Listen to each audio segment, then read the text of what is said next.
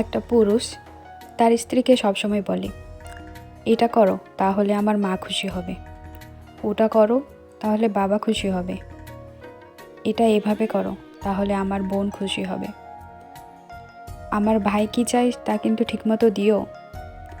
কিন্তু পুরুষ তার পরিবারকে কখনো বলে না, এটা কইরো আমার বউ খুশি হবে, বলে না মা তোমরা এভাবে কাজ কইরো না, সে কষ্ট পাবে। বোনকে কখনো বলে না, তোর ভাবির সাথে একটু ভালোভাবে কথা বলিস, সাথে সাথে একটু কাজ করে দিস। সেও তো কোনো একটা পরিবারের মেয়ে, কারো বোন, তাহলে সেও তো একটু আলাদা কেয়ার ডিজার্ভ করে, তাই না? শুধু বিয়ে হয়ে গেছে বলেই কি তার সব কিছু শেষ? সে কেউ একটু কারো যত্ন ডিজার্ভ করে না?